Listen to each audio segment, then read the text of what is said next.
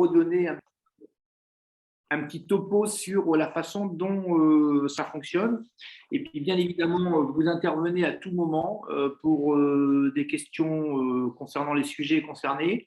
Et puis, ce que je vous propose, c'est avant de finir, qu'on ait peut-être un petit temps libre d'échange, si vous avez des sujets que vous souhaitez aborder en complément. Je vous rappelle que c'est un temps d'échange qui n'aborde pas toutes les questions sur les organisations. Pourquoi? Parce que le 19 novembre, on a un séminaire qu'on met en place. On n'a pas encore le lieu parce qu'on a du mal à trouver un lieu, mais si vous avez, vous, par exemple, un lieu, on est preneur. L'objectif, c'est un espace pour une centaine de personnes avec 3 salles pour avoir 3 groupes de travail, un autour des organisations, un pour les jeunes et un autour des projets avec les présidents. Je lance un appel. Si vous avez la possibilité de nous fournir un espace, n'hésitez pas à nous contacter. Moi, Tristan, Yannick, Estelle à la Ligue, voilà, selon. Et donc, dans ce deuxième temps, le 19 novembre, on aura un temps beaucoup plus long d'1h30 à peu près pour échanger sur les organisations et d'autres éléments qui sont importants pour nous tous.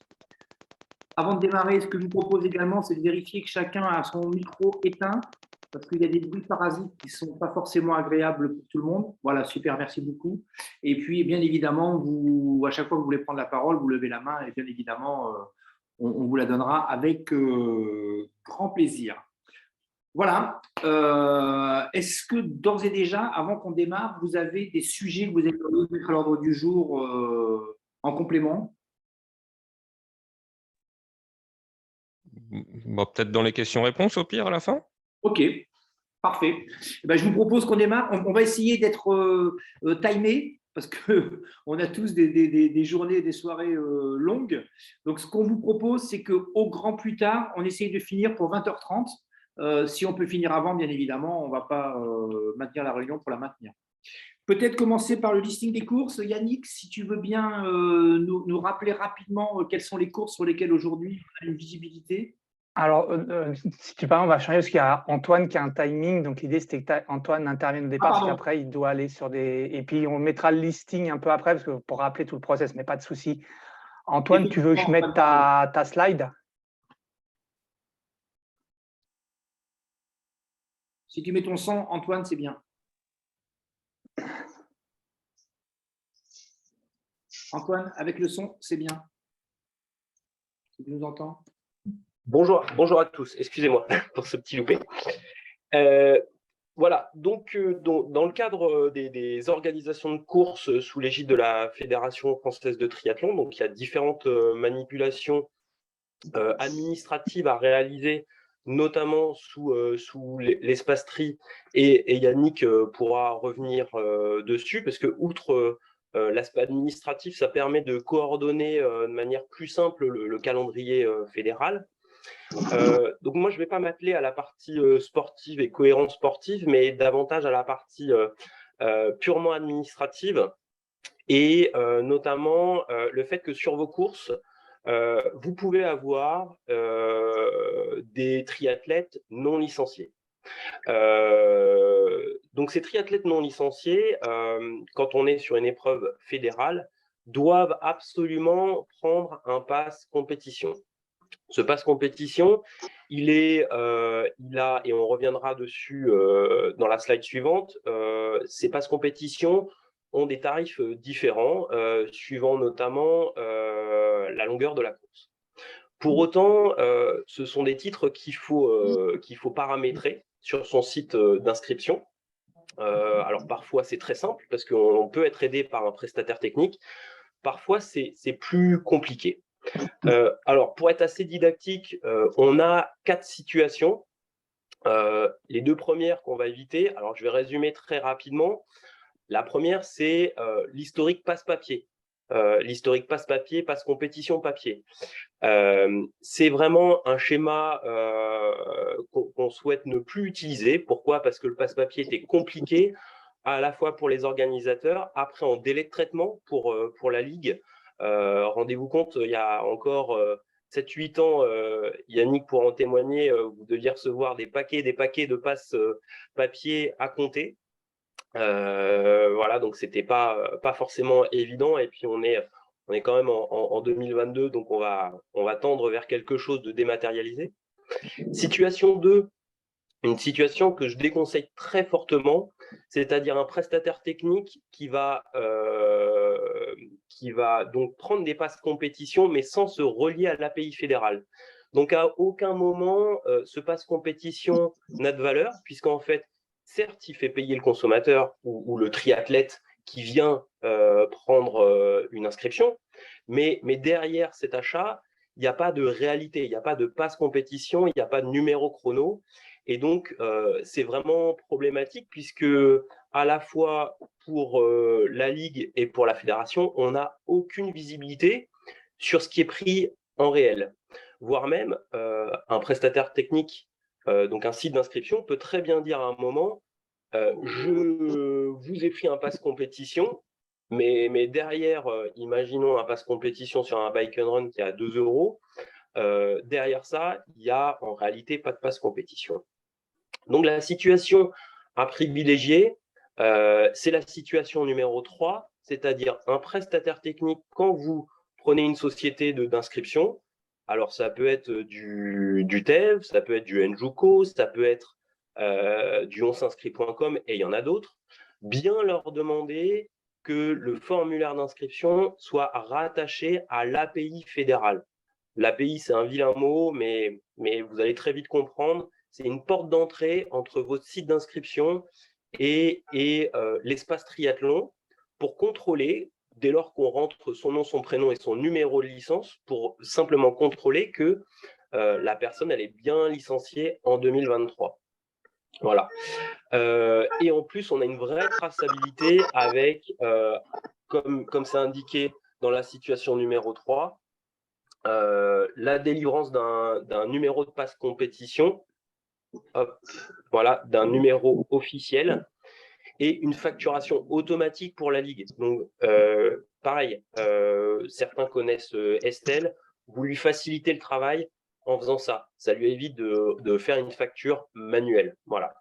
La situation 4, c'est un autre cas, c'est pour les très gros organisateurs.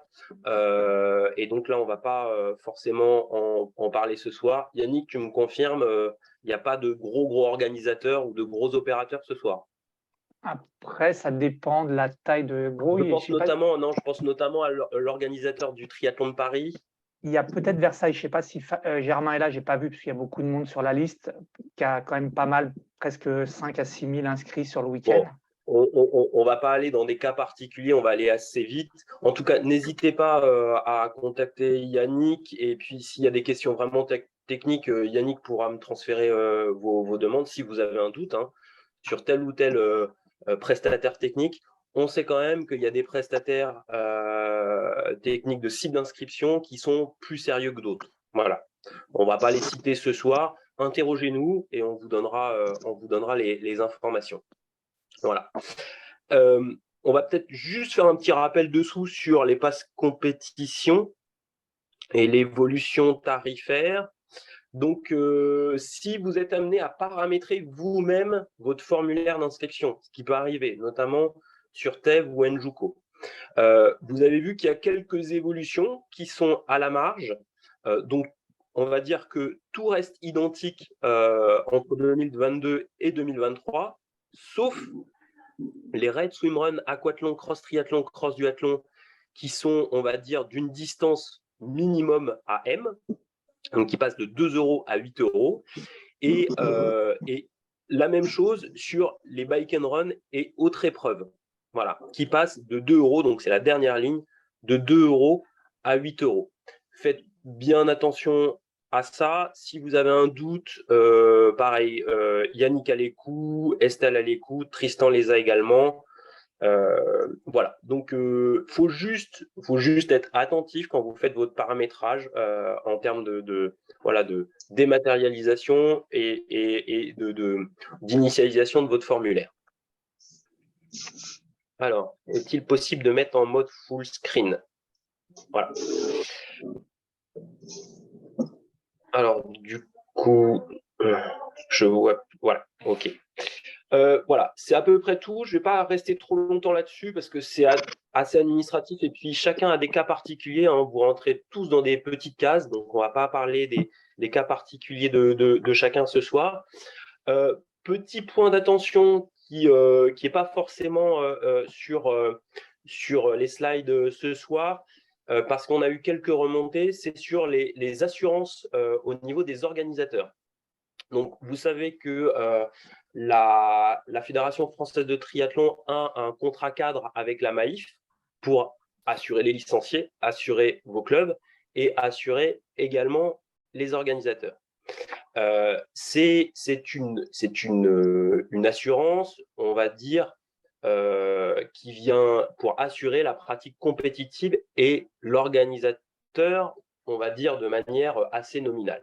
Ceci dit, comme toute assurance, il y a des options que vous pouvez lever, qui ont parfois un coût assez minime et qui peuvent être intéressantes. Je pense à des organisations où, par exemple, il y a beaucoup de véhicules. Si vous avez beaucoup de véhicules, par exemple, pour assurer et avoir une complémentaire véhicule sur ces courses, 20 véhicules sur une organisation, c'est une option qui coûte 53 €. Voilà. Et ça permet de couvrir tous les véhicules de la course. Il y a la même chose sur les motards, il y a la même chose si jamais vous avez un risque financier lié à une annulation de course, d'événements, et on est passé par là avec le Covid, eh bien, il y a une assurance aussi annulation événementielle. Voilà. Donc, n'hésitez pas, il y a il y a la page web sur le site fédéral, vous tapez sur Google FF3 Assurance. Si vous êtes organisateur de courses, je vous invite vraiment à aller sur cette page. Il y a tous les formulaires, toutes les explications, il y a même une FAQ. Voilà. Et au pire du pire, n'hésitez pas à poser des questions à Yannick et Tristan qui me transféreront voilà, vos questions. N'hésitez surtout pas. Il vaut mieux voilà, faire les choses en connaissance de cause. Voilà. J'ai terminé. J'espère que je n'ai pas été trop long. Et n'hésitez pas, si vous avez tout du moins ce soir des questions d'ordre général, pour les questions spécifiques, on verra ça voilà, par mail au cas par cas. Mais merci Antoine pour cette intervention rapide et efficace. Je reviens sur 2 points d'intervention d'Antoine en étant un petit peu lourd, on ne voudrait pas, mais c'est important. On les a vécus, pas forcément sur la Ligue de France. L'histoire des passes compétition, attention, il y a des organisateurs qui sont trouvés en grande difficulté parce que, pensant avoir des passes compétition, ne les ayant pas déclarées et du coup se retrouvant avec des gens accidentés sans la moindre assurance, et là ça peut aller très loin, y compris au pénal. Donc, je vous alerte sans chercher à vous faire peur, mais à un moment donné, soyons attentifs à nos responsabilités, parce que derrière chacun d'entre nous, c'est bien évidemment notre sport, la région et la fédération qui est en cible. Le deuxième aspect, c'est l'aspect des assurances pour les organisateurs que vient d'évoquer Antoine. On l'a vécu nous récemment, puisqu'on ne connaissait pas, alors qu'on est ligue, comme quoi on peut tous être perfectibles, des éléments, entre autres, sur les véhicules qu'on ne maîtrisait pas. Ça coûte 50 et quelques balles, donc autrement dit, absolument rien. Et ça permet d'assurer les véhicules de façon correcte. Et on ne le savait pas. Et dorénavant, autant vous dire qu'on va le prendre en compte, parce qu'on a eu un petit incident pas très grave, mais voilà, qui fait que c'est pris en charge alors que ça aurait pu l'être. Toute personne étant autour de cette table ne peut pas se sentir concernée.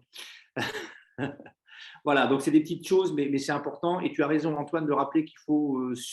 Mais on peut peut-être nous voir, Yannick, au niveau de la Ligue, pour avoir sur notre site un lien direct pour les organisateurs sur les pages de la Fédé, parce que c'est toujours compliqué d'aller chercher et puis de se noyer dans l'ensemble. Non, mais on va le voir après, en fait, dans Espace Tri, tout est recensé. L'intérêt, c'est que là, toutes les infos sont à jour. Dans le déroulé que je vais faire rapidement là, sur Espace Tri, on va voir qu'on peut récupérer toutes ces infos-là et que ces paramétrages. Moi, l'idée, c'est que les gens, sur Espace Tri, il y a toute une listing de documents qui permet vraiment de répondre à toutes les questions d'organisateurs. Et comme je disais, l'intérêt, c'est que comme c'est mis en ligne régulièrement, c'est à jour. Après, on peut relayer ça, mais il faudra qu'on soit sur de la veille. Donc, globalement, rapidement, après, comme j'ai marqué tout à l'heure en commentaire, tout ce qu'on va vous présenter ce soir, c'est un rappel, mais c'est important parce que Il y a beaucoup d'organisateurs qui oublient encore ce fonctionnement-là. C'est-à-dire qu'aujourd'hui, le site officiel d'enregistrement de votre épreuve, ce n'est pas WhatsApp, ce n'est pas les mails, c'est Espacetree et votre compte organisateur. Au-delà de l'enregistrement de la date, ce qui va être important pour nous, la Ligue, c'est de connaître le calendrier et aussi notamment de positionner des arbitres et d'organiser toutes les vacations d'arbitres. Donc, il y aura plusieurs temps. Je vais aller relativement vite sur ça, mais s'il y a des questions, vous n'hésitez pas à m'interrompre et à m'arrêter. Donc, première étape, en gros, c'est je crée mon compte organisateur, qui n'est pas le même compte que le club. C'est souvent la confusion qui a lieu. C'est vraiment un compte spécifique Orga. Et la première étape, une fois que vous avez fait ça, donc la deuxième étape, c'est envoyer la date à la Ligue. Nous, on valide la date. C'est là où on peut intervenir s'il y a plusieurs organisations le même week-end en disant attention, il y a déjà des organisations ce week-end-là et on alerte les 2-3 organisateurs qui sont positionnés sur le même week-end. Alors, ça peut être des organisations qui sont à un bout ou à un autre de la Ligue, il n'y a pas forcément de problème, mais voilà. Oui, Laurent, vas-y. Laurent, tu avais levé la main. Je ne sais pas si c'était une erreur ou… Si, j'ai oublié d'activer le micro. Ok, Bonjour. bonjour. Je rebondis sur l'histoire de la date pour l'organisation. Donc, officiellement, vous la prenez en compte lorsqu'on l'a saisie sur le FF3? Alors, on la prend en compte quand vous nous l'envoyez. Là, comme là, cet après-midi, j'ai reçu la date du VETA-KID. Mais pour une harmonisation et pour nous vraiment rentrer dans le truc, c'est cette date-là, une fois qu'elle est enregistrée sur Espacetree. L'idée de la prise en compte en amont, c'est que quand la saison n'est pas ouverte, historiquement, la saison sur l'Espacetree 2023 était ouverte fin août. Donc nous, pour ceux qui étaient dans la boucle des infos, on a commencé à faire des recensements d'épreuves 2023 depuis juin. Parce qu'il y a des épreuves très tôt en 2023, donc en janvier, il faut les recenser relativement tôt. Mais la démarche, voilà, on est en 2 temps, mais vraiment l'étape importante pour nous, c'est la mise en place de cette épreuve et de ces dates sur Espacetree. Donc, on va passer relativement vite sur les créations, c'est se connecter et tout ça, parce que ça, normalement, je pense que tout le monde maîtrise. Donc, s'il y a des questions, vous n'hésitez pas, mais l'idée, c'est de rebalayer ça. Donc, l'orga, comme je disais, c'est différent du compte club. Obligatoirement, votre compte organisateur s'appelle Orga plus 5 chiffres. Comme tous les comptes avec des mots de passe, ne sollicitez pas la Ligue en disant « j'ai perdu mon mot de passe organisateur ». Nous n'avons pas accès au mot de passe organisateur. On peut se connecter sur votre compte via notre compte admin de la Ligue, mais on n'a pas accès à votre mot de passe. Donc, la seule solution, si vous perdez votre mot de passe, c'est de cliquer sur la case mot de passe oublié et d'avoir un nouveau mot de passe qui arrive. On peut vous redonner le code Orga si vous l'avez perdu, parce que ça, on le retrouve nous, mais le mot de passe, nous n'avons accès à aucun mot de passe. Et heureusement, autrement, ça serait quand même gênant de pouvoir se connecter à la place des gens. Le site Espacetree pour les organisateurs, toutes les données, alors ce n'est pas forcément toujours intuitif parce que des fois les cases ne sont pas forcément claires, mais il ne faut pas hésiter à balader la souris, comme là je le fais moi, mais je les ai grisées. Et quand la chose que vous pouvez valider apparaît en bleu, donc il y a l'accueil, et ça vous permet après de renseigner toutes les données. Pareil, ça c'est hyper important. Il y a des données liées à ce qu'on appelait le calendrier, qui donc maintenant est un calendrier Internet, mais plus un calendrier papier. Mais il y a des données liées à l'organisation et le contact de l'organisation. C'est des mails où il y a marqué, vous pouvez cliquer, ne n'est pas diffusé. Donc, le mail de l'organisateur, pour nous, Ligue, il est important parce que c'est cette personne-là qu'on va contacter s'il y a des soucis ou il y a des choses à régler. Donc, il peut y avoir un mail contact@idf Triathlon, qui va être le mail qu'on va fournir pour les inscriptions ou tout un tas de trucs. Et après, il y aura un autre mail, thierrysamut@idftriathlon.com, qui n'existe pas ce mail-là, enregistrez-le pas, qui permet, nous, de contacter en direct l'organisateur pour poser des questions ou que l'arbitre principal prenne contact avec l'organisateur. Donc, soyez vigilants quand vous renseignez les mails. Il y a des mails qui vont être publics et il y a des mails qui resteront de façon confidentielle dans la base et simplement la Ligue pourra consulter. Ensuite, une fois que vous avez validé votre épreuve, nous, la Ligue, on vous renvoie la date comme quoi elle est bonne et c'est là où vous avez le plus de travail à faire. En gros, c'est donc cliquer sur « Ajouter une manifestation ». et c'est ce qu'évoquait Antoine tout à l'heure, là où il va falloir être très vigilant dans les infos que vous donnez, parce qu'une fois que toutes ces infos-là sont rentrées et validées, il y en a qui l'ont vécu, la seule solution, si on veut modifier des choses, c'est de tout annuler, de tout recommencer. Donc, prenez votre temps, n'hésitez pas à nous appeler s'il y a besoin pour que vous puissiez bien renseigner ces différentes étapes. Donc, c'est le nombre de courses, parce que quand on parle d'une manifestation, c'est une journée. C'est-à-dire que je prends l'exemple toujours, on va prendre la nôtre de Bois-le-Roi, c'est une manifestation avec 6 courses à Bois-le-Roi. Donc, ça veut dire que c'est dans tous ces paramétrages-là, il va falloir être vigilant pour ne pas créer plusieurs manifestations, pour ne pas générer plusieurs fatigues, parce que le système étant automatique, si vous créez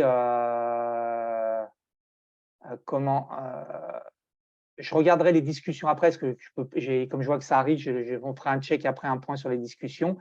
Mais donc, du coup, sur les manifestations, soyez précis dans ces enregistrements-là, notamment en ce qui concerne les distances et les catégories d'âge qui peuvent accéder à vos épreuves. Les distances, si vous avez un doute sur l'espace tri et sur l'espace de la ligue, il y a ce qu'on appelle une moulinette qui vous permet de rentrer les distances de course si vous avez un doute. Alors, il y a des distances très classiques, mais des fois, les organisateurs vont réduire un peu la natation ou vont rallonger un peu le vélo, ou vont modifier un peu les distances. Et sur les bike and run, c'est un peu plus complexe. Vous rentrez les distances ou le temps estimé pour le bike and run et ça vous donne la catégorie de votre épreuve. Donc S, M, XS, toutes les catégories maintenant qui existent, ce qui va vous permettre de renseigner précisément cet onglet manifestation. Donc là, on rentre dans la création de la manifestation. C'est là où vous avez tous les champs à rentrer, donc les différentes personnes contactent. Je passe vite parce que normalement, ça va, mais c'est l'histoire de rappeler les démarches à faire. Donc, il y a des onglets. Normalement, quand vous cliquez sur vous oubliez un renseignement, vous ne pouvez pas enregistrer et passer à l'épreuve suivante. Si vous avez plusieurs épreuves le même jour, c'est là où il faut en fait rajouter une épreuve. Il y a un petit plus ici, vous cliquez dessus et ça vous permet d'enregistrer autant d'épreuves. Pour les épreuves jeunes, il faut enregistrer toutes les catégories d'épreuves, toutes les distances jeunes. Il faut couvrir l'ensemble des labels. Alors, vous ne retrouverez pas poussin, pupille et des choses comme ça, c'est plutôt par catégorie d'âge, mais ne mettez pas qu'une seule épreuve, ça voudrait dire autrement que toutes vos courses n'existent pas. Et tous les jeunes ne peuvent pas courir sur vos épreuves. Alors, je sais, ça peut être fastidieux, mais ça fait partie des obligations et des contraintes qu'il y a, quoi. Donc, après, on continue. Donc, une fois que tout ça est bien envoyé, validé et renseigné, vous envoyez à la Ligue. Nous, on valide le dossier technique. Dessus, vous devez enregistrer, vous devez télécharger, si possible, le dossier technique. Je vous rappelle que nous, on contrôle, la Ligue donne un agrément pour l'épreuve. À minima, il faut qu'on ait des infos sur l'épreuve. Le déroulement, les heures de course, les dispositifs de sécurité. Il y a des choses sur lesquelles on va être plutôt pointilleux. Il y a des choses, je veux dire en gros, la remise des prix, ce que vous faites sur les podiums, clairement, ça ne va pas forcément impacter nous la validation ou pas. Nous, les choses où on va se concentrer, c'est sur la sécurisation des parcours, sur tout ce qui est globalement les règles techniques et de sécurité liées à votre organisation. Donc, n'hésitez pas, si vous avez des doutes, de nous envoyer en amont ce dossier-là. Vous nous l'envoyez par mail, on le regarde ensemble. Mais c'est important de le déposer sur cet espace tri. Comme ça, l'arbitre principal et la commission nationale d'arbitrage, la commission régionale d'arbitrage peut consulter le dossier à tout moment parce qu'eux, ils ont accès aussi à une partie de ce dossier sur espace tri. C'est vraiment un espace partagé, ce n'est pas de l'intranet, mais pas loin, entre les différentes commissions qui peuvent travailler dessus. Et donc, ça permet d'avoir un espace de stockage commun et d'intervenir là-dessus. Les arbitres peuvent vous questionner. Vous pouvez aussi mettre des commentaires et questionner éventuellement les arbitres. Donc, n'hésitez pas à bien renseigner cette partie-là. Et la dernière chose après qui restera à faire, une fois que toutes ces choses-là sont à faire, c'est aussi de payer le montant. Donc, là, c'est l'espace téléchargement. Vous pouvez télécharger, je reviens dessus, le dossier technique et toutes les informations que vous jugez importantes liées à votre épreuve. Donc là, c'est important à minima le dossier technique. Pareil, sur le site de la Ligue, il existe un dossier technique type qui s'appuie sur tout ce qui est lié aux autorisations préfectorales. On a essayé de recenser les différentes autorisations des différents départements de la Ligue. En gros, si vous suivez ce dossier type technique, vous n'oubliez rien. Ça ne veut pas dire qu'il faut cocher toutes les cases, hein, parce qu'il y a des trucs, des fois, c'est beaucoup plus complexe, notamment pour les crosses, duathlon et triathlon, il y a besoin de moins d'infos. Mais c'est important d'avoir un peu ce timing en tête, notamment pour les gens qui organisent pour une première fois. Vous prenez ce dossier technique et vous le suivez. N'hésitez pas, encore une fois, à interpeller la Ligue, soit les arbitres, soit, on va dire, entre guillemets, les techniciens, Tristan ou moi, par rapport à ça. Mais on est là vraiment pour vous accompagner et pour que ça se passe bien et que l'épreuve se déroule dans les meilleures conditions et qu'au niveau technique et administratif, vous soyez dans les clous au cas où, malheureusement, il y aura un souci. On a eu malheureusement des exemples de soucis sur des organisations où le dossier technique a été demandé, où les règles mises en place ont été scrutées pour savoir si ça correspondait bien aux règles émises par la fédération. Donc, c'est pour ça que là, nous, on engage la responsabilité de la Ligue quand on délivre une licence manifestation. Donc, on a besoin de ces infos-là pour pouvoir délivrer des autorisations. Et vous vous engagez à partir du moment où le dossier technique est validé et déposé sur le truc. Si vous modifiez le dossier technique, globalement, la licence manifestation n'est plus valable. C'est-à-dire que si nous, on découvre qu'entre le dossier technique déposé et la validation qu'on a faite et que l'épreuve n'est pas dans les mêmes dispositions, s'il n'y a pas de pépin, je veux dire en guillemets, simplement la Ligue dira attention, c'est pas cool, là, et on pourra vous alerter et vous faire une petite remontrance. Mais s'il y avait un souci, vous pouvez vous retrouver en difficulté du fait que vous n'avez pas respecté le dossier technique que vous avez déposé et les demandes que vous avez faites. Donc, soyez très vigilants par rapport à ça. Encore une fois, moi, je préfère que vous nous posiez plein de questions, que vous nous interpelliez, qu'on regarde le dossier technique ensemble, plutôt que vous fassiez ça rapidement et que ça soit déposé et que derrière, on se retrouve dans des cas difficiles. Et le dernier qui aura son mot à dire par rapport à ça, c'est l'arbitre principal qui consulte le dossier technique et peut revenir vers vous pour vous poser des questions et vous demander des explications par rapport à cet aspect-là. Une fois que vous avez fait tout ça, vous envoyez en validation. Nous, on a une alerte sur le site internet comme quoi le dossier de triathlon est prêt à être validé. La dernière chose, c'est ce que je disais avant de revenir un peu en arrière, c'est que nous, si c'est dans l'urgence, vous nous envoyez un mail en disant voilà, est-ce que moi j'ai besoin de valider rapidement le dossier parce que la préfecture me demande l'attestation de validation du dossier. C'est ce qui arrive des fois sur certaines préfectures. Les 8 départements fonctionnent différemment, hein, donc je ne vais pas donner une règle pour la Ligue. Aujourd'hui, on a 8 départements sur la Ligue Île-de-France. Les 8 préfectures fonctionnent différemment. Donc, si vous avez besoin en urgence d'une attestation, que tout est dans les clous, vous nous envoyez un mail ou vous nous appelez et on vous fait une attestation, même si on n'a encore pas reçu le paiement. On fait confiance, il n'y a pas de souci par rapport à ça. Et après, pour finaliser, vous faites le paiement, les droits, tout est calculé automatiquement. Vous avez un bordereau, ce qu'on appelle. Juste une remarque par rapport au paiement, si vous faites un virement, mettez le nom du club ou au moins le bordereau à quel ça référence. On a des virements où il y a marqué association sportive. Donc, vous imaginez un virement association sportive qui arrive sur le compte de la Ligue. En ce moment, c'est entre une vingtaine à une trentaine de virements par jour qu'on reçoit avec les licences et tout ça. Donc, association sans rien d'autre comme info. C'est-à-dire que nous, on est obligé d'aller refaire un tri par le montant. Sincèrement, ça prend du temps. Et si vous nous mettez simplement le numéro de bordereau ou le nom du club, c'est quand même plus simple pour nous et ça nous facilite la vie derrière. Par rapport à ces enregistrements, est-ce qu'il y a des questions, des remarques, des attentes? Moi, j'aurais voulu juste parler par rapport au montant. Oui. On avait discuté une fois, est-ce qu'on gardait le montant à 3 € par jeune ou est-ce qu'on augmentait le montant de… Alors ça, c'est autre chose. Là, pour l'instant, là, je parle des droits. Là, on parle des montants liés à l'assurance des épreuves, à l'écran. Là, on n'est pas sur les coûts de choses. Ça, on en parlera. Par rapport à ces aspects de coûts, ça fait partie des paramètres qu'on abordera sur la commission jeunes et organisation au séminaire du 19. D'accord, excuse-moi. C'est un vrai questionnement. On n'a pas la réponse. Ça fait plusieurs années qu'on se questionne sur cet aspect-là. Il y a des pour, il y a des contre. Et je pense qu'il faut vraiment remettre le sujet sur la table et trouver le bon équilibre, sachant que la plupart d'entre vous être et sur le côté organisation et sur le côté accompagnement des gamins qui s'inscrivent sur des compétitions par ailleurs.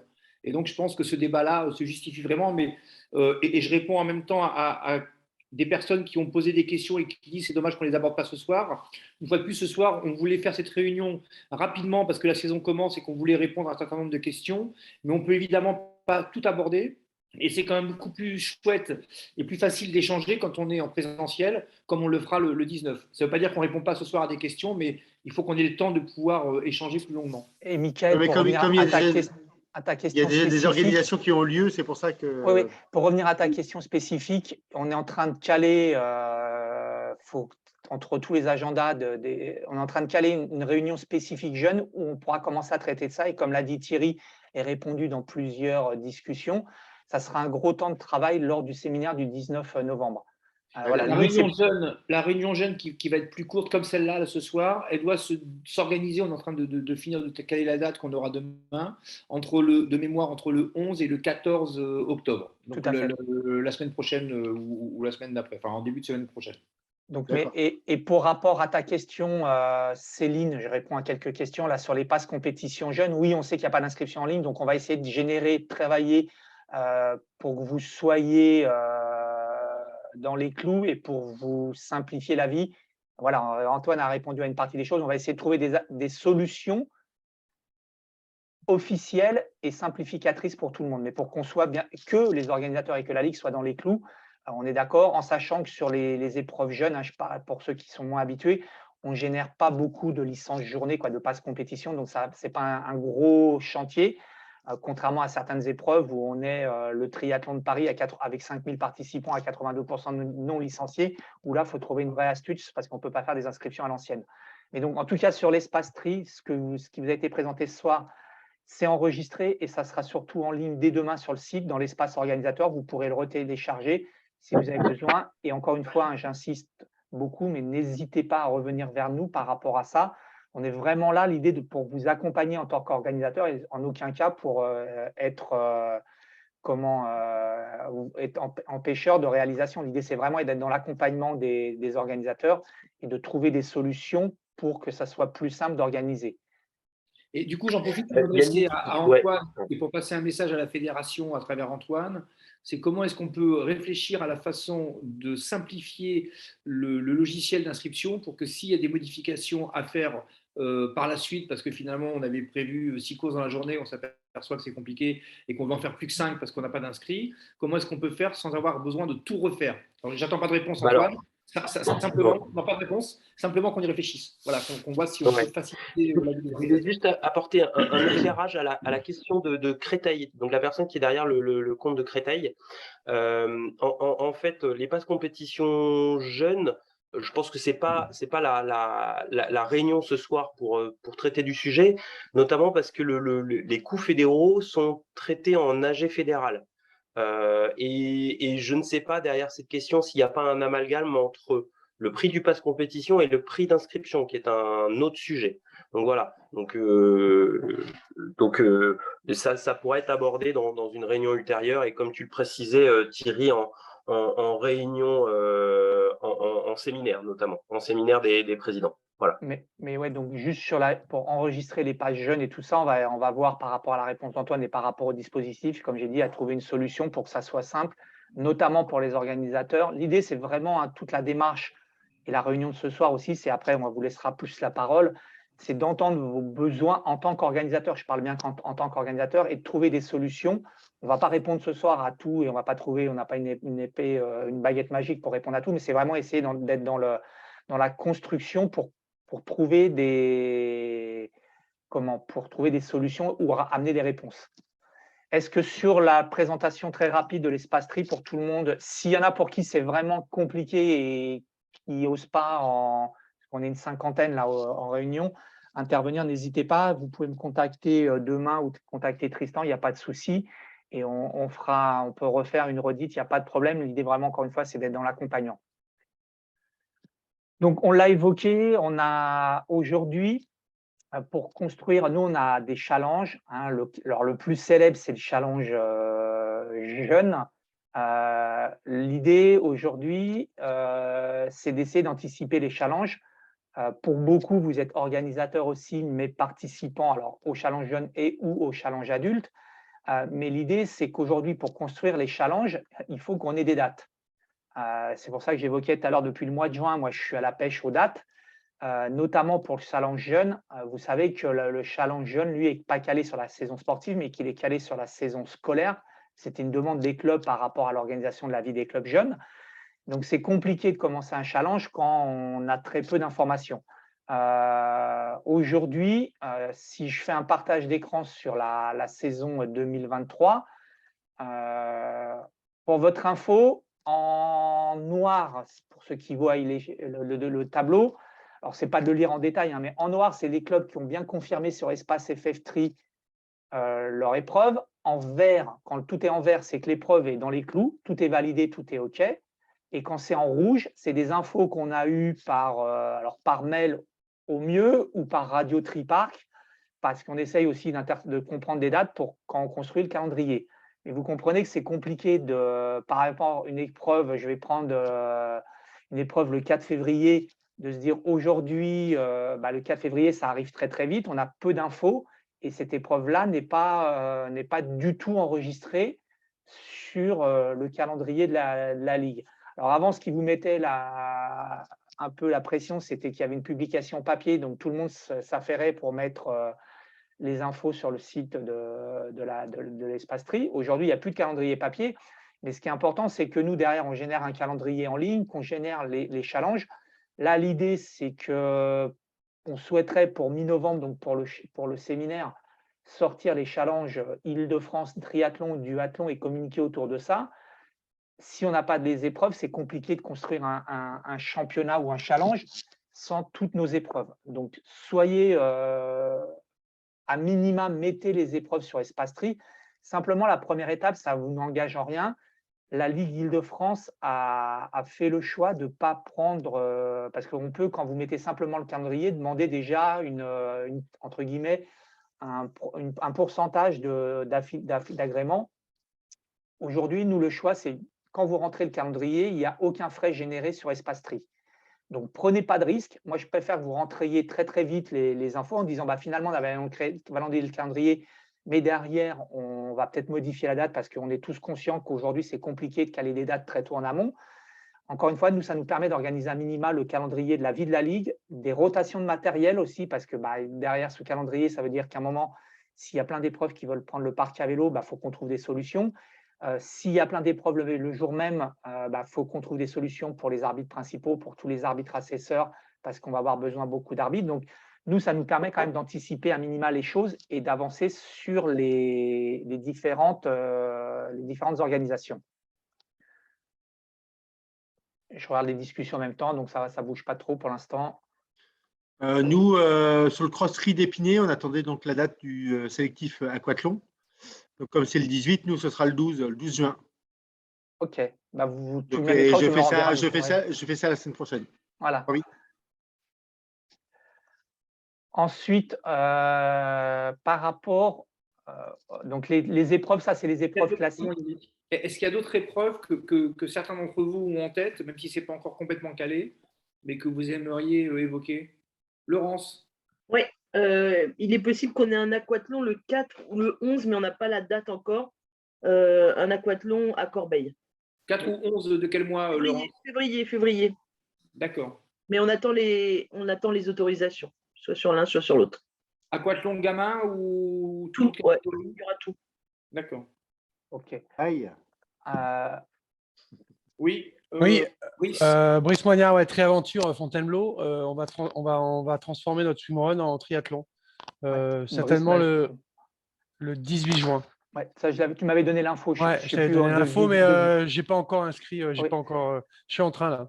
Non, mais par rapport à la remarque de Laurent, c'est pour ça que j'ai un calendrier entre guillemets en 2 temps. Parce qu'entre les infos qu'on reçoit, soit quand on se croise, ou soit quand vous envoyez des mails. Mais voilà, donc. Lucas, vas-y. Oui, nous, le duathlon de Soisy, ce sera le 12 mars. On a eu la réponse la semaine dernière. Et comme on organisait le X-Triathlon à Cergy le week-end dernier, on n'a pas encore eu le temps de faire les démarches. Oui, non, mais on est conscient que ce n'est pas simple. On vous met la pression parce qu'on veut essayer de faire avancer les choses, mais je sais que ce n'est pas simple. Stéphane? Oui, on a pour projet de reconduire l'aquathlon. Par contre, on est tributaire de la semaine du sport de la mairie d'Orsay, qui n'est pas encore figée. Donc, c'est au mois de mai, c'est à peu près mi-mai. Mais voilà, dès qu'on a l'info, on vous la transmet. Stéphane, on peut déjà préétablir autour de mi-mai le type d'épreuve que tu envisages. Oui, tout à fait. Même si, une fois de plus, on vient de le dire, hein, les choses ne sont pas figées et qu'on peut décaler, mais ça permet d'avoir une visibilité, éviter à un organisateur, par exemple, de lancer une opération le même jour et que ça ne se télescope pas.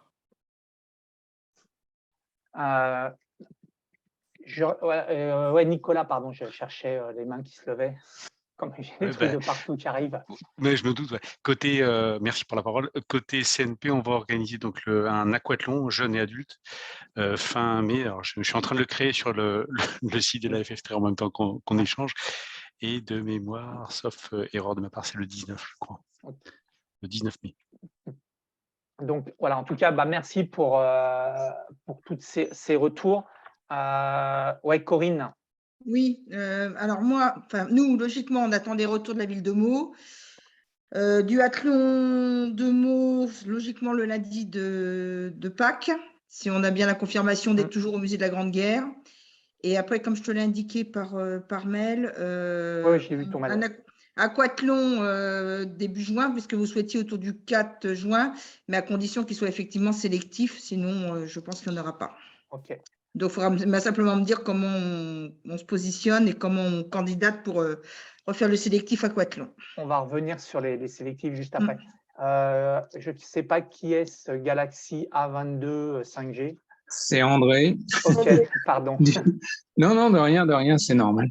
Donc, pour le comité du 94, on a positionné le sélectif aquathlon jeune le 18 juin, enfin le dimanche 18 juin, mais on n'a pas encore le feu vert du département qui également organise un week-end Jeux du Val-de-Marne. Donc, on attend leur feu vert. Voilà. Donc, voilà, OK. Solène. Bonsoir. Bonsoir. Du coup, nous, pour l'aquathlon de Poissy, si on espère en tout cas l'organiser fin mai, soit le 21-22 ou le week-end du 28 mai, en espérant que le gros bassin puisse réouvrir ses portes suite à la crise énergétique. OK. Et voilà, je pose ma date. Ouais. Merci. Donc voilà, en tout cas, vous voyez, ça fait bouger les choses. Donc encore une fois, il y a cette info et après, n'hésitez pas à me l'envoyer par mail. Et de toute façon, je vous dirai après, quand vous m'envoyez le mail en général, mettez-la vite sur Espace Tri pour qu'on puisse nous valider les choses. Au niveau des sélectifs, donc aujourd'hui, on a vu le calendrier 2023, le process d'inscription. Aujourd'hui, on a différents labels sur la Ligue. Globalement, le label jeune autour de R1, R2, R3.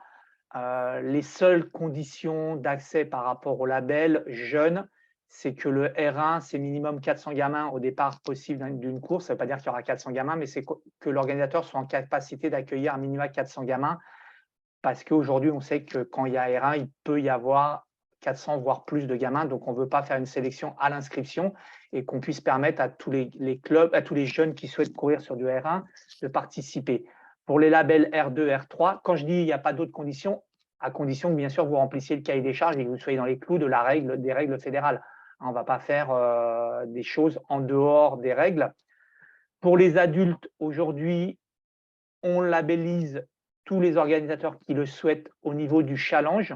Le pourquoi de ce choix pour l'instant, ça fera partie des choses qui peuvent être rediscutées, c'est que ça vous permet aussi, vous, de vous valoriser auprès des collectivités, soit mairie ou agglo, ou soit du département, pour des fois récupérer des aides en disant on est championnat ou challenge régional Île-de-France, ça permet de valoriser votre épreuve. Et de mettre un peu d'enjeu, c'est-à-dire que nous, derrière, on génère un classement qu'on met en ligne, et il y a des gens qui jouent le challenge et qui, donc, du fait, vont participer à différentes épreuves de la Ligue pour jouer ce challenge. Ça, c'est, on va dire, les choses les plus simples. Au niveau des sélectifs, il y a des sélectifs jeunes et adultes. Oui, effectivement, c'est 500 sur le doc, David. Sur les sélectifs, il y a deux catégories. Donc, il y a les adultes avec deux types de courses, D3 en triathlon et en duathlon. en triathlon et en duathlon. En fait, l'idée, c'est on est les sélectifs régionales pour accéder aux demi-finales de la D3. Ça fait partie des questions aussi qu'on nous pose. Comment accéder à la DE, à la D1? En gros, il faut passer sélection régionale D3, sélection, et c'est la même chose pour le duathlon. Si vous êtes, par rapport au nombre de clubs, l'année dernière, c'était dans les 14 premiers clubs de la Ligue au sélectif, vous accédez aux demi-finales D3 de tri ou de duathlon. Et si vous êtes dans les X premiers de cette demi-finale, en règle générale, c'est 7 ou 8, vous accédez à la finale nationale. Et si vous êtes dans les 3 premiers de cette finale nationale de la D3, vous accédez à la D2 l'année d'après. Donc, il y a tout un process.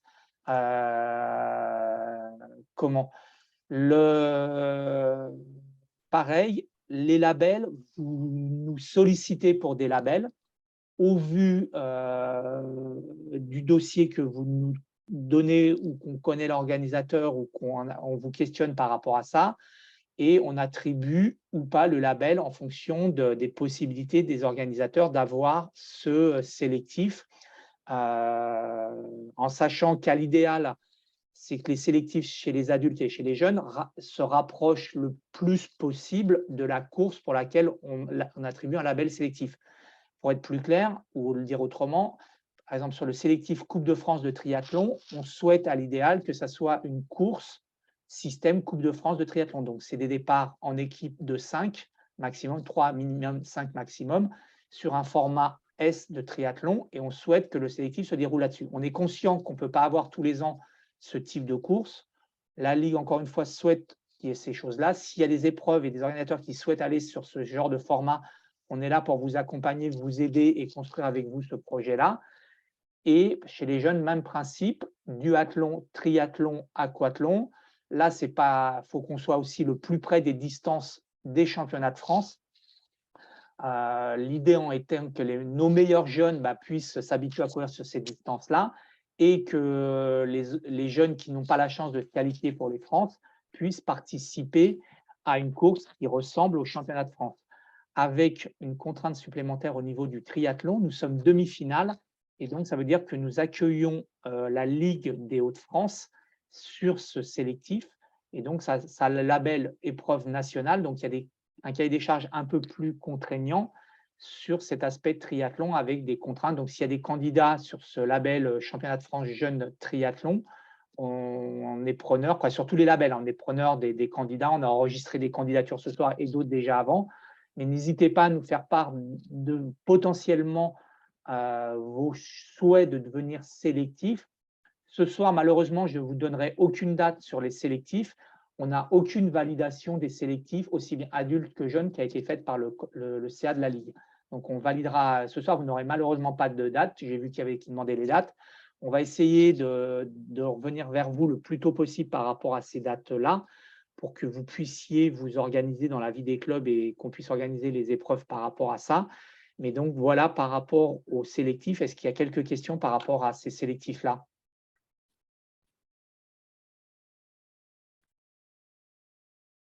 Paul. Oui, bonsoir. Je représente Versailles. Germain s'excuse de ne pas être là. N'hésitez pas, excuse-moi Paul de te couper, n'hésitez pas pour vos intitulés à nous mettre les références club, parce que tout le monde ne connaît pas tout le monde et ça permet de savoir qui s'exprime. Pardon Paul. Ok, donc du club de triathlon de Versailles. Donc nous, oui, j'ai pas parlé tout à l'heure pour les dates. Nous, ce serait pour le 27 et 28 mai. On attend les autorisations du château, et aussi pour les sélectifs. On était sélectif D3 l'année dernière, donc on peut être aussi cette année si possible. Oui, j'avais eu le mail de Germain, qui fait partie des mails que j'avais reçus. Donc voilà, c'est important, nous, qu'on ait, plutôt on a ça, plutôt le conseil d'administration de la Ligue peut valider les sélectifs, et plutôt derrière, on peut communiquer sur ces sélectifs. Tout ce qui est label et tout ce qui est sélectif, nous sommes relativement, j'allais dire cool, c'est peut-être un peu trivial comme terme, mais attendez d'avoir l'accord de la Ligue pour dire que vous êtes sélectif ou label R1, R2, R3. C'est-à-dire, des fois, on voit passer des plaquettes qu'on n'a jamais vues, nous, au niveau de la Ligue, et qui se baladent sur WhatsApp, qui se baladent sur Internet. Je vous rappelle que, pareil, ces plaquettes-là, nous souhaiterait un minimum un contrôle de la Ligue pour qu'il n'y ait pas de communication problématique par rapport à ça. Donc, soyez vigilants. Voilà, on ne met pas des process très lourds, mais voilà, on essaye de fonctionner en bonne intelligence par rapport à tous afin d'avoir une synergie intéressante et un fonctionnement le plus cohérent possible. Est-ce que Bernard est là? Il me semble que je l'ai vu. Bernard? Alors, si tu veux parler de Bernard Geffroy, oui. Oui, Bernard Geffroy, oui. Je crois que tu es le seul dans la... Donc, c'est Bernard Geffroy. Voilà, c'était par rapport... Donc, dans le document, j'ai oublié dans le slide une présentation, en fait, je vais la rajouter en direct. En fait, l'idée de l'intervention de Bernard, on l'avait évoqué à plusieurs reprises. C'est simplement, mais là, ce soir, c'est simplement pour les grands... On ne va pas rentrer dans les détails, hein, c'est simplement On n'aborde pas ce soir dans le détail. Voilà. Rapidement, Bernard, si tu veux. Alors, excuse-moi, parce que là, j'arrive de la piscine, j'ai pris la réunion en route. Tu peux parler de la Super League. Ok, ça marche. Donc, nous, on avait un petit peu l'idée avec le comité de l'Essonne de relancer le projet qui devait voir le jour en 2020. Bon, c'était un petit peu coupé, arrêté net à cause de la crise. Et nous, on souhaitait reprendre ça avec le comité en proposant un aquathlon en février. Laurence l'a un petit peu évoqué tout à l'heure, en bassin de 50 mètres.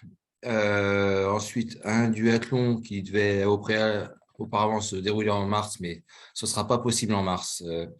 Un duathlon sur route qui va se dérouler malheureusement à l'automne, mais bon, on est un peu décalé, mais pour qu'on mette un pied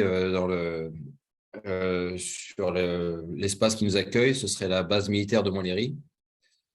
Et un triathlon, pour l'instant, on n'a trouvé qu'un triathlon en VTT. On n'a pas encore trouvé de triathlon en vélo de route qui se déroulerait à Draveil au mois de mai.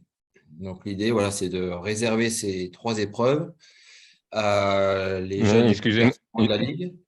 Excusez-moi, mais c'était à l'ordre du jour de créer de la Super League C'était à l'ordre du jour en 2019.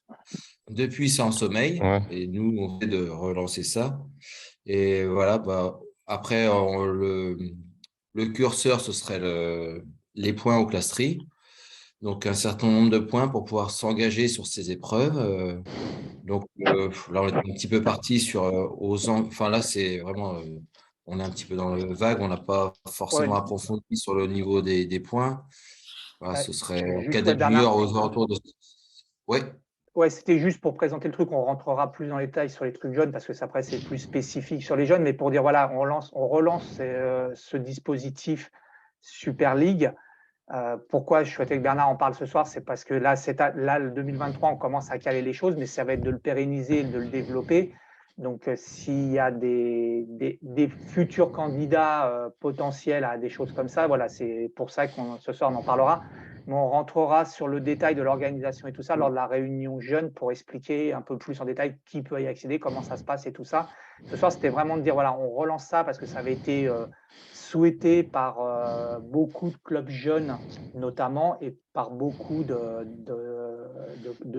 clubs jeunes, pardon. Et donc, l'idée, voilà, c'était d'en profiter. Ça m'a fait penser quand Laurence a donné la date de l'aquathlon pour dire, voilà, il y a le process qui est en route. Soyez dans la boucle par rapport à ça. Moi, j'ai plus que 2 choses à... Excuse-moi, j'aurais bien voulu... Ouais, excuse-moi, j'aurais bien voulu commenter ça. En fait, je ne comprends pas, quoi. Vous êtes déjà en train d'avoir déjà planifié des dates, je ne sais où, et vous dites qu'il y a des clubs qui ont commandé, mais moi, enfin, qui ont soutenu ça. Mais moi, par exemple, là, on fait le triathlon ce week-end. J'ai presque aucun junior.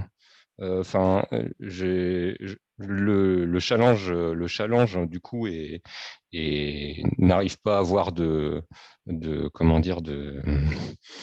plus-value. Et puis on va faire une Super League en plus, et du coup les challenges vont être encore plus dépecés des meilleurs jeunes, quoi. Enfin, je ne comprends pas la logique. Alors, clairement, ce n'est pas l'objet de ce soir de discuter de ça, quoi. Après, on peut en parler, il n'y a pas de souci. Hein.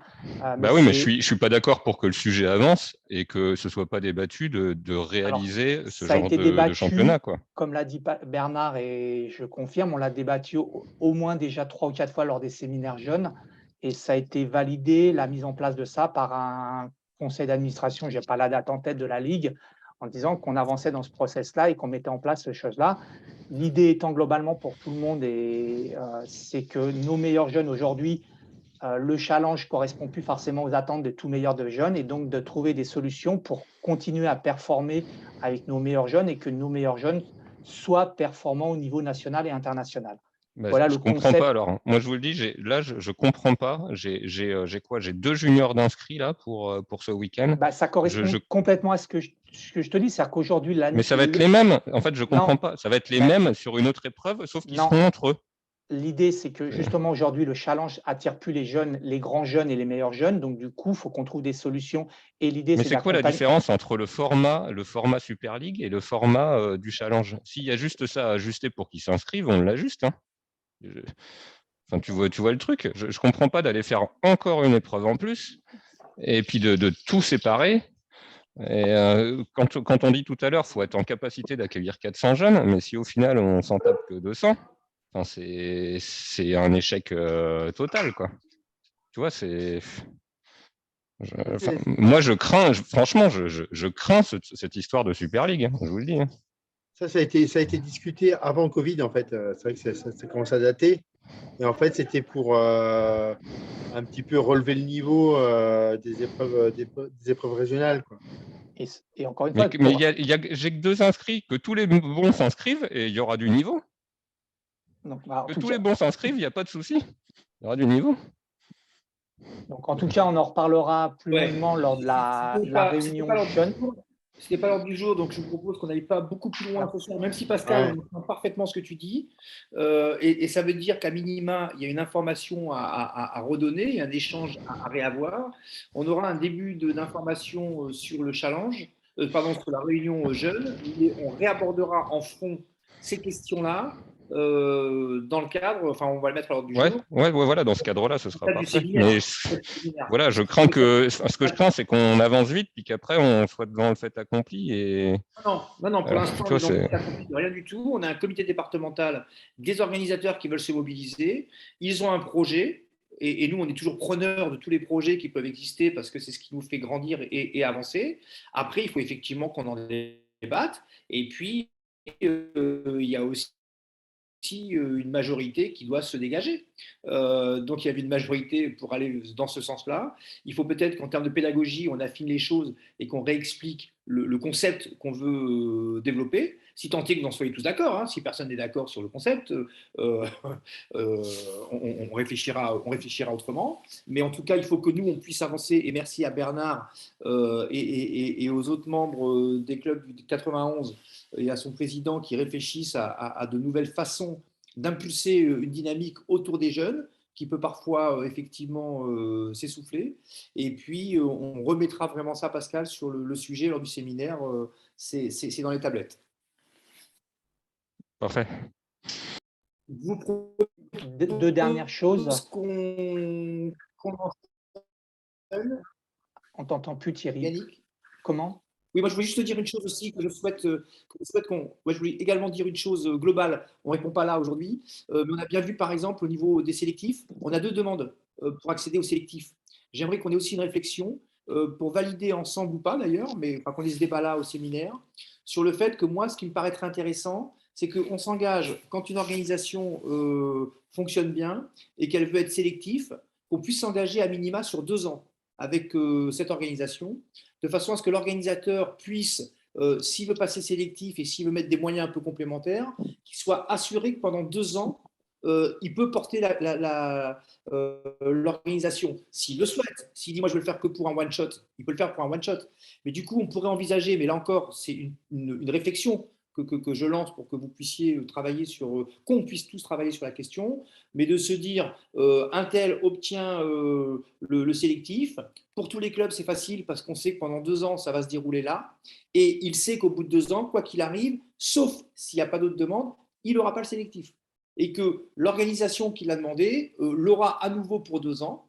Et au bout de 2 ans, on passe le relais s'il n'y a pas d'autres demandes. Vous voyez ? Et je pense que ça peut être, mais une fois de plus, c'est une réflexion qu'on a à quelques-uns, mais qu'il faut que vous validiez ou pas. Je pense à certains d'entre vous, si vous dites non, mais nous, on ne veut pas s'engager sur 2 ans et c'est que sur 1 an, et on veut que tous les ans, le challenge soit discuté pour savoir qui a le sélectif, on avancera comme ça. Hein. Vous voyez ? Donc, pas de réponse aujourd'hui, mais voilà, ayez-le en tête pour le débat du 19.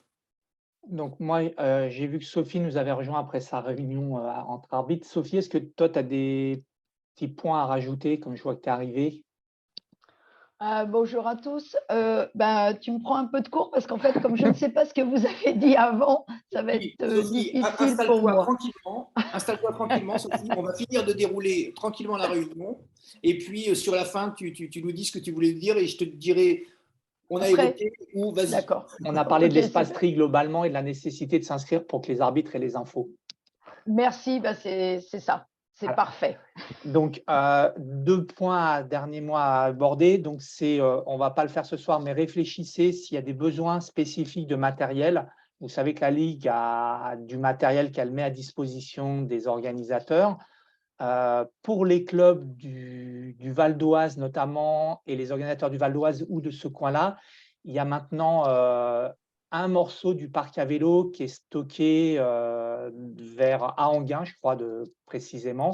Montmorency. À Montmorency, pardon. Et donc, du coup, voilà, on a déployé 1/3 du parc à vélo, donc globalement 300 places. Sur cette zone-là, les 2 autres tiers, donc 2 fois 300 places, sont toujours à Bondoufle. Donc l'idée, voilà, s'il y a besoin d'autres matériels, la Ligue a doté les comités départementaux quand on avait fait la demande de tentes Vitabri. Après, les comités, je sais que certains les mettent à disposition des organisateurs, donc ça rapprochez-vous de vos comités aussi qui ont maintenant de plus en plus de matériel. Mais donc, vous réfléchissez et faites-nous part de vos besoins ou vos envies de matériel. L'idée, ce n'est pas de valider ça ce soir, hein, c'est simplement de vous interpeller. On va avoir plusieurs réunions, on va se voir, et dont la dernière grosse réunion le 19. L'idée, voilà, c'est quand même commencer un peu à centraliser des achats éventuels de matériel. L'idée étant d'avoir du matériel qu'on peut mutualiser auprès des organisateurs pour, encore une fois, vous développer et vous accompagner sur les organisations. Et dernier point, pour ma part, dans l'exposé de ce soir. Juste, oui, pardon Thierry, vas-y. Pour ce que tu évoques, nous, vous l'avez bien compris, le principe n'est pas qu'on achète du matériel pour chaque organisateur. On s'appuie sur les comités départementaux, donc vous devez faire remonter à vos comités départementaux. Et comme Yannick l'a dit, on a acheté des tentes, mais on est en train d'acheter des paddles pour certains comités départementaux, on est en train d'acheter d'autres types de matériel selon les besoins que les uns et les autres peuvent avoir. Et donc, le principe, vous l'avez compris, c'est qu'on puisse mutualiser, qu'on puisse essayer de positionner le plus proche possible de vos organisations, parce que quand on est à Meaux et qu'on doit courir à l'autre bout de la France pour aller chercher du matériel, forcément, on ne l'utilise pas, on s'organise autrement, parce que si on va faire une journée aller, une journée retour, c'est un peu compliqué. Donc, le principe, c'est d'essayer d'avoir aussi des espaces, comme vient de le dire Yannick, pour le parc à vélo, puisque ça s'est mis en place la semaine dernière, donc c'est tout nouveau. Voilà, donc si on peut trouver comme ça des espaces, 2 ou 3 répartis sur toute l'Île-de-France, de façon à ce qu'on puisse avoir des plots, qu'on puisse avoir remorques avec des barrières, qu'on puisse avoir un certain nombre de choses comme ça. Voilà, ça peut être simplifiant. Et puis peut-être que vous pouvez aussi, vous, organisateurs, mettre une bourse à disposition, quitte éventuellement, il faut réfléchir au fait de pouvoir louer un petit truc pour l'entretien, etc. Et ça nous éviterait tous les uns les autres d'acheter du matériel et d'avoir après des problèmes de stockage.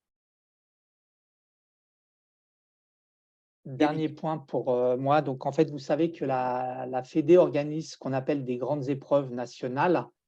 On a un système de chronométrage avec Dossard déjà.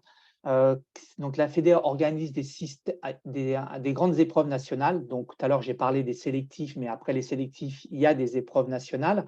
La Fédé, chaque année, est à la recherche d'organisation d'épreuves nationales. Cette année, en 2022, il y aura les championnats de France de bike and run qui seront organisés à Palaiseau. Donc, on vous mettra sur le site, pareil, les épreuves à organiser. S'il y en a qui sont intéressés pour monter en grade dans leur opérationnel d'épreuves, voilà, et ça évitera, par exemple, je pense au duathlon ou au triathlon, d'aller forcément des fois très loin, faire les demi-finales ou les choses comme ça.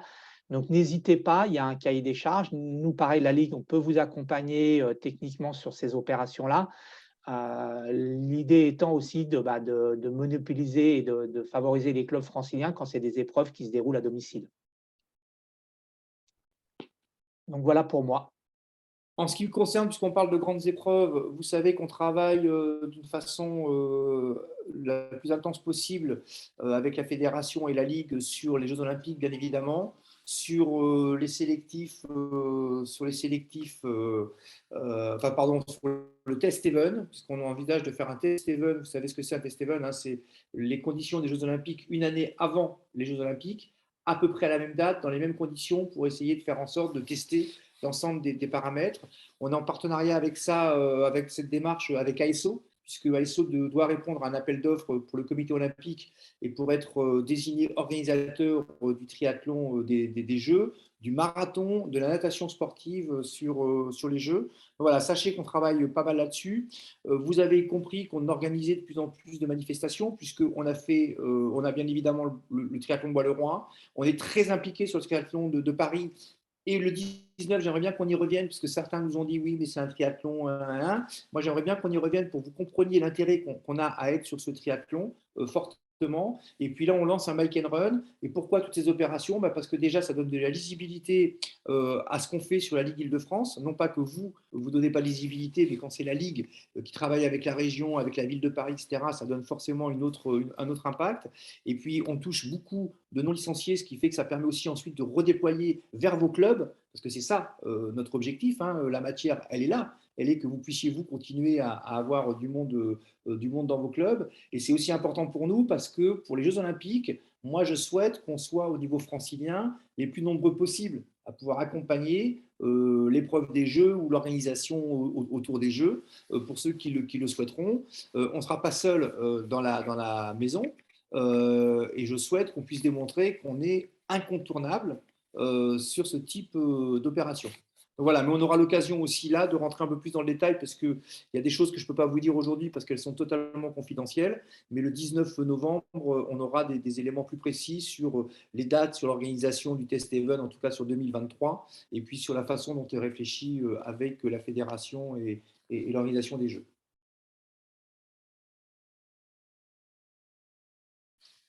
Est-ce que vous avez des questions, des interrogations, y compris des choses désagréables à nous dire, hein. On est ouvert à tout. Hein. Juste pour répondre à la dernière question sur le chat, pour ceux qui veulent organiser une première épreuve, c'est compliqué de donner des listes de tâches bien définies parce qu'en fonction des configurations de course, ça varie beaucoup. Mais par contre, vous pouvez nous solliciter pour qu'on se prenne un temps dédié au téléphone ou en visio pour vous partager ça en fonction de votre projet et de la configuration de votre course, qu'on puisse lister avec vous les grands axes à voir en priorité et dans quel ordre, sans problème. Et s'il y a nécessité, on peut même venir, s'il y a besoin de voir pour le parcours, des choses comme ça. Voilà, on a déjà fait des... Corinne, tu voulais intervenir? Alors oui, je voulais intervenir. Alors, pas vraiment dans le sujet de ce soir, simplement pour dire un petit peu je dis pas un peu ma surprise, mais enfin, je veux dire, voilà, aujourd'hui, il n'y a eu aucune communication de la part de la Ligue par rapport aux résultats justement sur les grands prix. Enfin, je veux dire, on est quand même une équipe en Île-de-France. On a quand même fini championne de France en duathlon. On est vice-champion en duathlon Grand Prix sur les garçons. Il n'y a eu aucune communication. Je suis quand même bien triste par rapport à ça.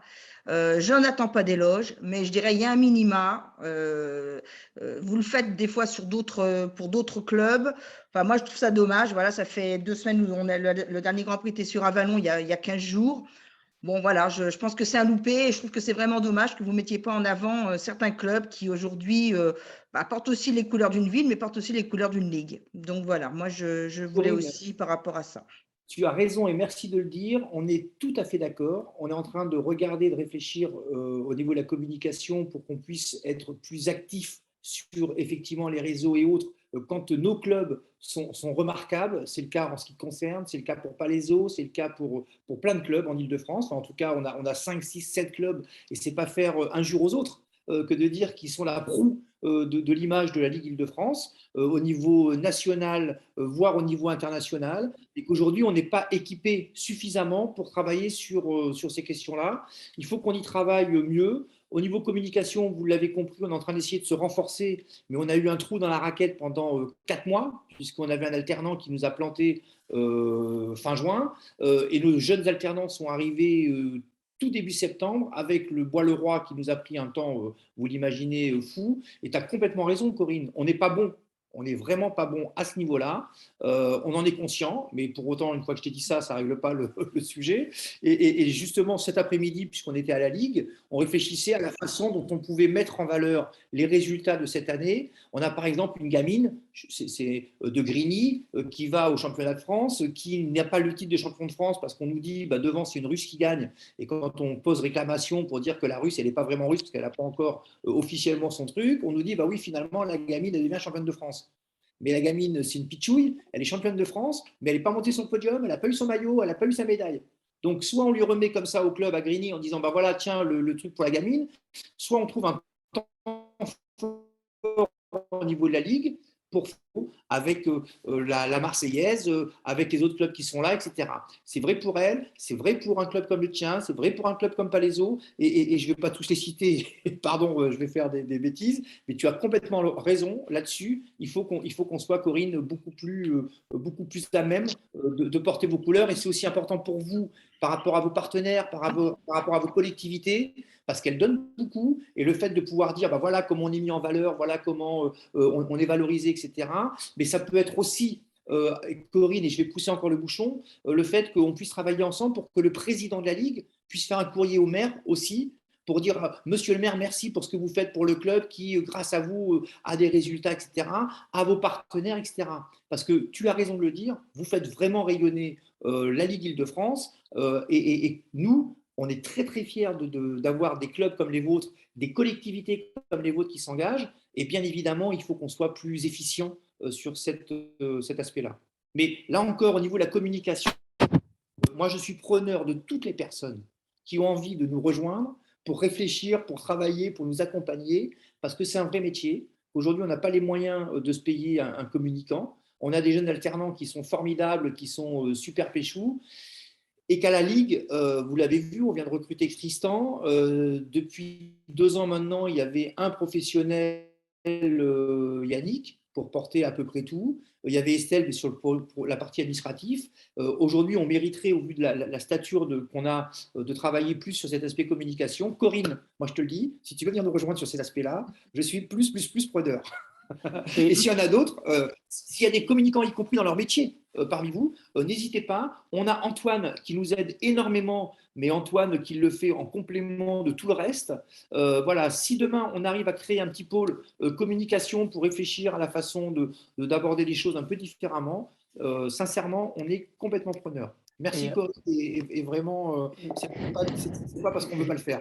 Juste en complément de ce qu'a dit Thierry, n'hésitez pas quand il y a des choses comme ça, parce que nous, on ne voit pas forcément tout, et à nous envoyer, soit si vous avez un communiqué de presse, ou au moins l'info par mail, comme ça, ça nous met une alerte et ça nous sensibilise encore plus.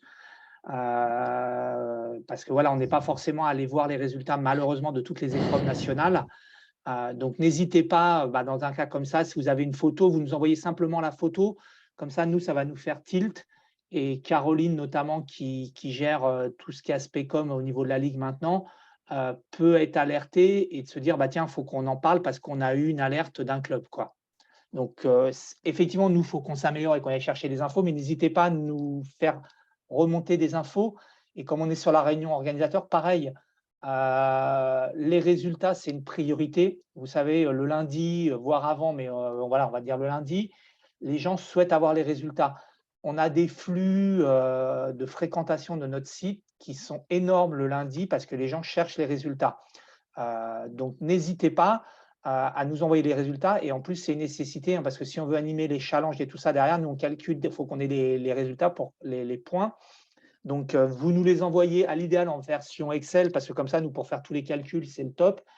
Voilà, si vous pouvez nous les envoyer le dimanche soir ou le lundi matin, c'est parfait. Et sur tout ce qui est épreuve, on va dire, hors Île-de-France et même Île-de-France, on est preneur de photos, de reportages parce qu'aujourd'hui, on est très pauvre en images. Et donc, si on a des photos pour alimenter des petits communiqués, ça nous permet d'envoyer ces infos-là et de les mettre sur le site ou sur les différents réseaux sociaux qui existent. Est-ce qu'il y a d'autres interventions? Il est 20h17. S'il y a d'autres interventions, sinon… Moi, j'aurais une dernière intervention. Michael. Du coup, par rapport à ce que tu as dit, là, par rapport à la jeune fille là, qui est devenue championne de France, ça veut dire que notre équipe Benjamin est championne de France aussi ou pas? Non, parce que j'ai fait aussi une réclamation en disant dans la mesure où en individuel, il y a eu effectivement un décalage, pour autant, le calcul a été refait sur les équipes et ça n'a pas été pris en compte. Et la règle, c'est que sur les équipes, tu peux avoir une étrangère. Des concurrents de non-nationalité française. Okay. Mais Michael, ça a été le premier réflexe dès que j'ai eu la bonne nouvelle. On a aussitôt checké avec la fédération et malheureusement, ce n'est pas passé. D'accord, merci. Mais Michael, ça sera l'objectif pour l'année prochaine. Bah oui, évidemment. Est-ce que certains d'entre vous veulent intervenir?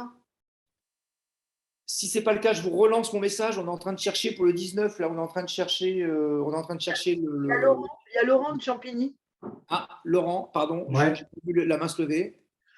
Nous, on a eu un petit souci pour le Beta Kids là, du mois de septembre. Au niveau on avait posé la question au niveau des questionnaires médicaux lorsqu'on n'a pas de licence. Est-ce qu'on peut se permettre de prendre un questionnaire ou pas pour les jeunes? Pour les enfants, oui. Oui. Donc, on peut partir là-dessus. Oui, pour l'instant, oui. Je dis pour l'instant parce que si la règle change, qu'on ne dise pas, Yannick, lors de la réunion, a dit à l'heure d'aujourd'hui, la règle, c'est celle-là. Bon, bah pour les prochaines changement de règle, ils ont la réponse. Sans changement de règle, pour l'instant, c'est la règle. Il y a un questionnaire ligue à respecter non, mais on va essayer de trouver un questionnaire type qu'on mettra en ligne dans le truc organisateur pour, pareil, faciliter questionnaire type. Je me le note et on va essayer de trouver ça et vous le mettre en ligne. Pour que tout le monde utilise la même. Il sera aussi sur l'espace tri, comme ça, pareil, dans la bibliothèque espace tri organisation. Bon, bah, super, merci. Il est 20h20, je vous propose qu'on clôture. Merci à tous, vous étiez à moins de 48. Ah, je t'aurais bien posé une dernière question, Thierry.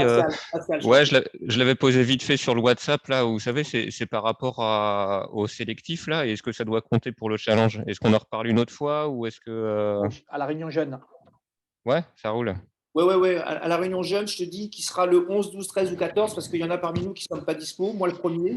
Et donc, on est en train d'essayer de trouver le on a affiné le champ de tir, ça sera un délai très court, ça sera soit le 11 octobre ou soit le 14.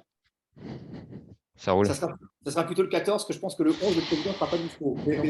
Donc, ça sera le 14. On part sur le 14 alors. Notez le 14 et on vous envoie un mail de confirmation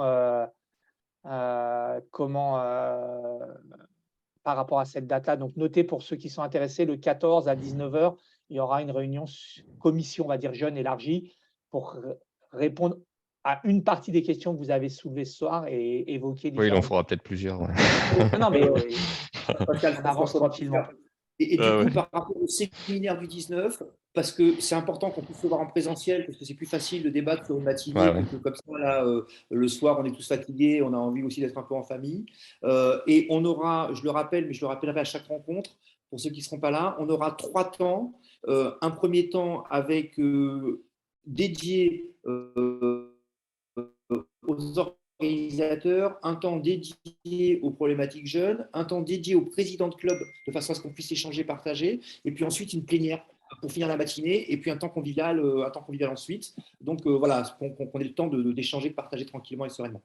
Merci à vous tous pour votre mobilisation et pour votre travail au quotidien. Et puis, pour certains d'entre vous, on se retrouve pour la commission jeune. Juste dernier point, ce que je vois sur le WhatsApp, n'hésitez pas, on peut rentrer des gens. Là, on m'a demandé, donc vous envoyez un SMS soit à Tristan, soit à moi, et on vous rentre sur le WhatsApp sans problème. Belle soirée à tous. Bonne soirée. Ciao, ciao. Merci beaucoup, au revoir. Merci, au revoir. Bonne soirée, au revoir. Merci à vous. Bonne soirée.